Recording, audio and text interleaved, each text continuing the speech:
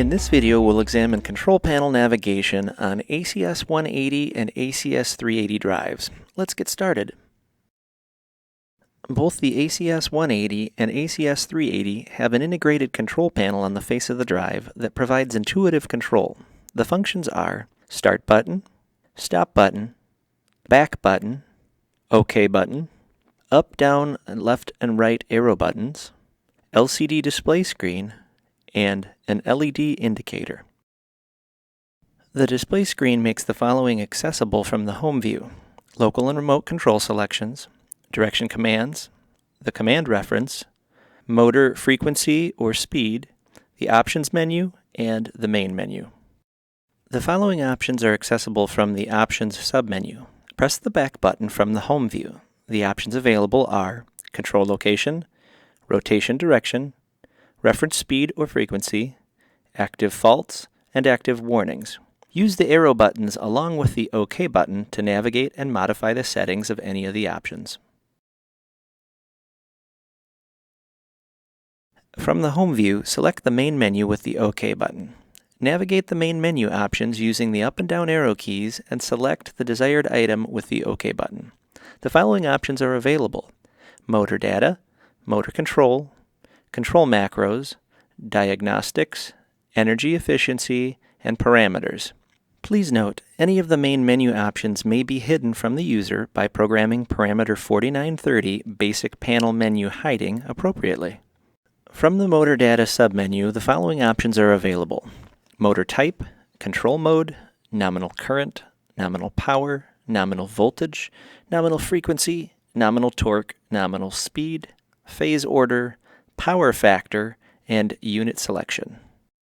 Navigate using the arrow buttons and press the OK button when the desired option is highlighted. We'll select the control mode option. Press OK to view the available settings for this option. We'll change from scalar to vector control by navigating with the arrow buttons and once again pressing OK. The menu will take you out of editing mode for the option and revert you back to the previous submenu. Within the motor control submenu, you'll find the following options: start mode, stop mode, deceleration time, acceleration time, max speed, max current, and min speed. Within the control macro submenu, you may find the following options: ABB standard, ABB limited, alternate, motor potentiometer, PID, Modbus RTU, Profibus, Profinet IO, Ethernet IP, Modbus TCP, EtherCAT, and CAN Open. Please note, the control macros available will depend on the option module installed in the drive.